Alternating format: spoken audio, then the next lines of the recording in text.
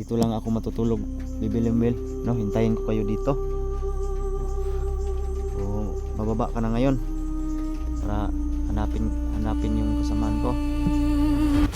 Sabihin mo yung pakilala ka lang sa kanila na si Tito Junji ay sinipti mo sa lugar, ha? Sige, hintayin kita dito at akit ng group dito ako matutulog. Sige, mag-iingat ka, Bibilimwil. Ingat po, pero mag-ingat po din kayo. Oo, walang problema.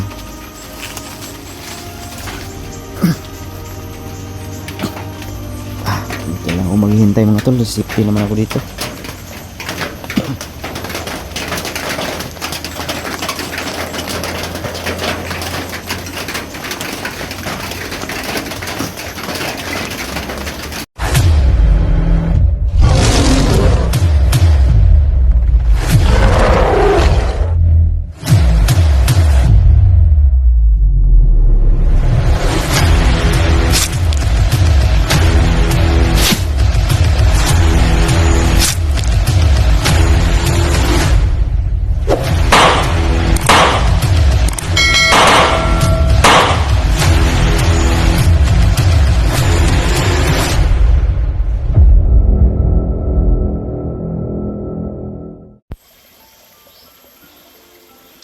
Gusto ka na? Pero nahihilo pa ako. Nahihilo ka? Bakit ba? Bakit nangyari yan sa'yo?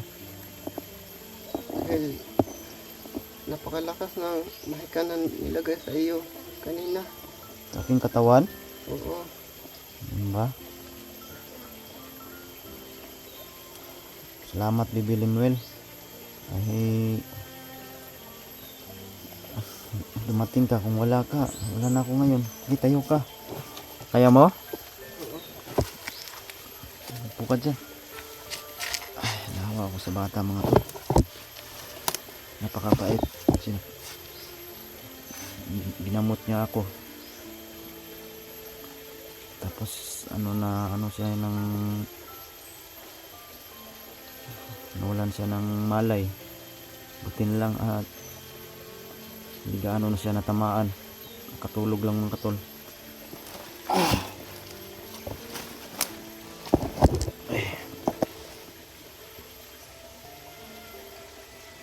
Hindi mo talaga nahanap yung mama mo? Hindi. Ano? Tagal na ako naghanap sa kanya. Tagal na?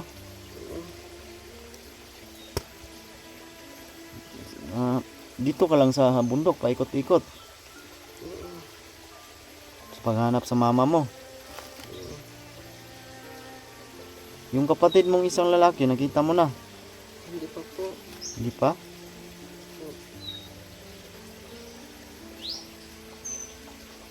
Naalala mo dati nung maliit ka pa na inano kita, binilang kita ng mga damit? Naalala mo? Nung pinakain kita ng ice cream, di ba? Kulit. Tapos pumunta tayo sa lolo mo.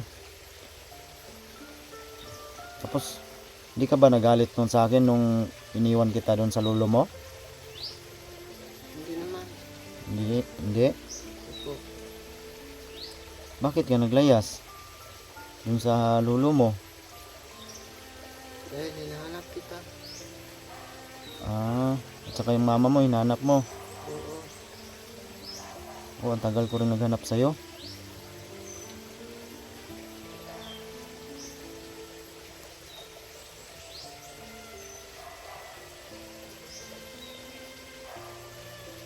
Pasensya ka na dahil Ha? pasensya ka na Ba? ito dahil hindi kita na abutan ng kuan. Dahil hindi kita naabutan. Nabuta, anong ibig mo sabihin? Dito ba sa ano ko? Dito? Ito ba? Huwag mo kong lalahanin. Kaya ko naman. tinitiis ko lang. Tinitibayan ko yung loob ko dahil yun nga, may anak rin ako. Gusto ko pa rin makita. Saka yung bunsong anak ko, Bibilimil. Gusto ko sanang magpatulong sa iyo kung makauwi ako.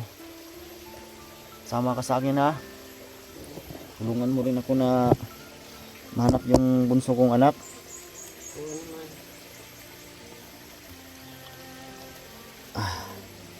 Doon sa bato na nang nagkita tayo, hindi ba ako ligtas doon? Hindi, dahil mayroong nakabantay doon na maraming kalaban. Yung commander. Oo. Di ba nabanggit mo sa akin na may paparating na commander na babae? Oo. Oo. Oo. Tapos ano yun? Ina ba yun ni... Ito ba yung sinabi mo na ina ni Commander Yawa? Oo. Totoo yan. Ano ba? Yung mga tol, totoo talaga tol na may ina pa pala si Commander Yawa mga tol. Ay galit na galit siya sa akin.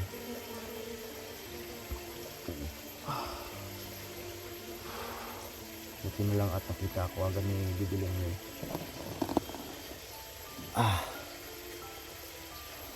Bakit?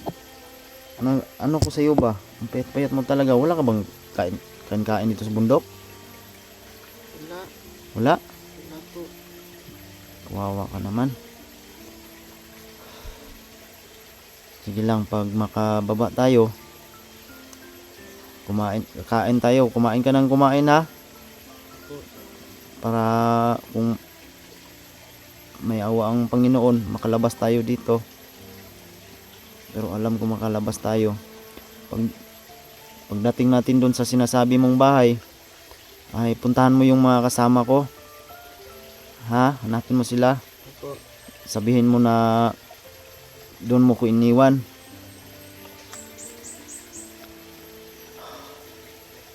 Yung mga tol, yun ang usapan namin ni Bibilimil.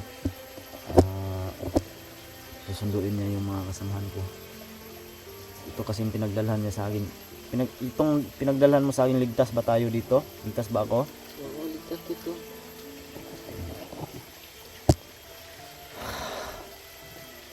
So, nagpasa ako sa mga comment. Ang daming nasiyahan sa'yo ba? Kasi nakita ka nilang muli. Naalala kasi nila dati na maliit ka pa. Sobrang saya nila na bigla kang dumating. Wala ka bang gustong sabihin sa kanila? Kahit kumusta lang, magpasalamat ka sa kanila. Ay, ganun. Diba pinagawa ko sa iyo dati yan. Yung sabi ko, mag-hi ka sa mga viewers Bibilimil. Diba? Alala mo? Ngayon, sabihin mo, balik mo. Hi po. Inyo. Kumusta po kayo? Kumusta kayo? Pakilala ka. Pasensya po dahil matagal po akong hindi nagpakita. Dahil hinahanap ko yung mama ko. Pasensya po dahil matagal akong hindi nagpakita. Hinahanap ko kasi yung mama ko. Yung lolo mo, miss na miss ka na ng lolo mo. Alam mo ba yun? Sa susunod, kakausapin ko yung lolo mo na doon ka na lang sa akin, ha? Para hindi ka na maglayas uli. Tutulungan kita, huwag ka mag-alala. Tutulungan kita hanapin yung mama mo. Ha? Para magkita kayo. Matagal lang panahon, hindi kayo nagkita eh. Ha? Sige po. Huwag ka mag-alala. Alam ko yung bilang anak, namimiss mo yung magulang mo. Kahit hindi tayo magkapareho, tao ako. Ano ka, liminto. Tawag dito, inkanto. Pero alam ko yung nararamdaman mo. Mahal mo yung magulang mo. Tama ba ako? Opo. Nawa ko mga tol kasi ang papa nito mga tol ay isang tao. Tapos ano, dito pinatay ng mga engkantong itim, no, kasi hindi nila gusto na yung mga engkantong puti ay makapag-asawa ng tao, kaya pinatay. Kaya ganun nangyari mga tol, hindi sila nagkaintindihan. Ngayon ito yung resulta, yung mga anak naghahanap ng pagmamahal ng magulang mga tol. Nakakaiyak talaga tol. Noon pa dati sa maliit pa lang to, gustuhin ko man na ampunin tong bata na to, pero yung lolo kasi ayaw kumayag, kasi sa tagal ng panahon din niya nakita yung anak niya, aapo niya. So isa din pinamisyon yan sa akin ni lolo mga tol, na hanapin yung mama nito at siya saka yung isang kapatid, pero hindi ko nagawa kasi alam nyo naman daming problema. So, alam ko maintindihan, pasensya ka na Bibi Limuel, sana maintindihan mo ako ha. Intindihan naman kita. Very good. Alam ko maintindihan mo. So yun tol, at nahingi rin siya sa akin ng tawad dahil hindi niya ako daw naabutan, na hindi sana ako magkaganito kung dumating lang siya. Hindi naman natin inasahan mangyari sa ating buhay mga tol, pero papasalamat pa rin ako dahil andito pa rin ako sa inyong harapan, na nakita nyo pa rin ako mga tol, at andyan pa rin ako sa inyong harapan, nakapagbigay ng saya kahit ganito yung sitwasyon ko tol. Ay lubos po ako nagpapasalamat dahil andyan kayo, ang daming nagdasal, no? Maraming salamat, lalo na sa mga kasamahan ko, no, na SG, Dax, Inday, Badan. Hindi nila ako pinabiyaan talaga, pero ganun pa man ay hindi naman namin ginusto ito mga tol, kasi alam nyo naman nilagyan ako ng mahikang itim ni Commander Yawa. So, sobrang hayop talaga mga tol. So ngayon andito na si Bibi Limuel, tutulong siya sa akin mga tol. Sana ay pauwi na ako. Plano ko dalhin kong batang to, pagmahatid niya ako sa bahay na sinasabi niyang kubo, ay pababain ko siya at siya yung magsusundo sa mga kasamahan ko mga tol, na magtuntun kung saan ako ilagay na safety lugar. So, maraming salamat po sa inyong lahat mga tol, no? Andyan po kayo palagi. So, nasiyahan, no, dahil nakita natin uli si Bibi Limuel. Lalo na po ako, hindi ko talaga stick na ganun mangyari. Kaya ngayon ay yung batang to, hindi na ako papayag na mawala to sa aking paningin, sa aking gilid, no? Sasama ko tong batang to, tutulungan ko siya hanapin yung magulang niya. So yan, tuloy tayo mga tol. Tara, alis na tayo. Malapit na. Tara. Okay ka na. Buti naman. Nanghina talaga siya kanina mga tol, kasi sobrang lakas daw na nilagay sa akin na kapangyarihan. Binigyan niya rin ako ng lakas.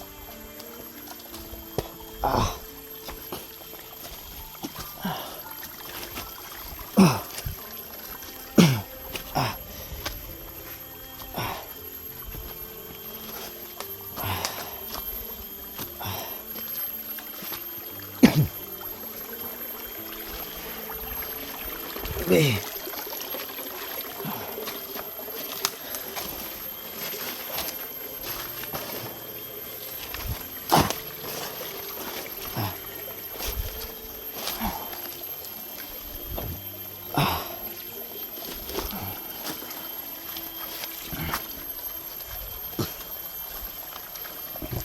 Napakabait na bata mga tol. Mag ano siya sa akin po, mag-upo talaga ba, ang espiritu na bata. Agay.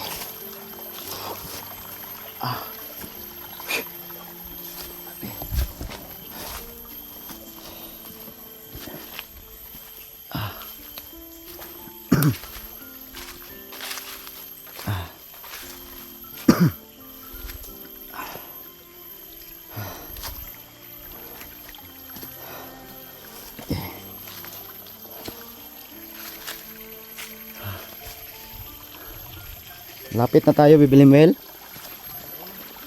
Lapit na tayo mga tol.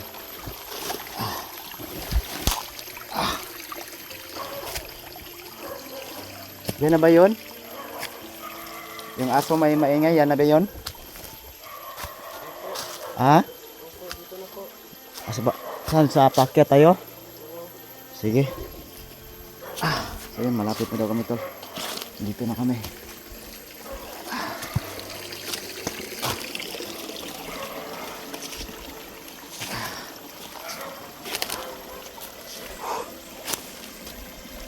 Okay.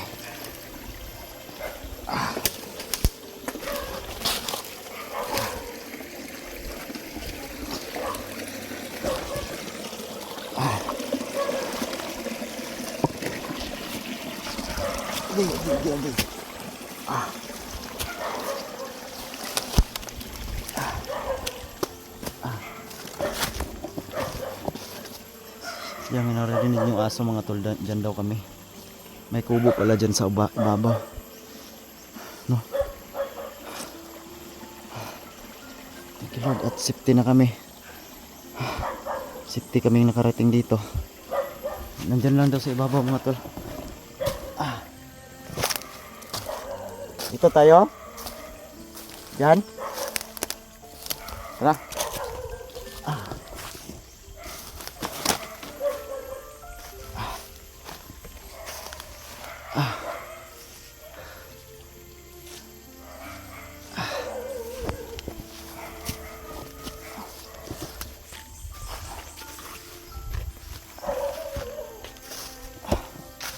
Thank you Lord. Mating rin kami sa wakas.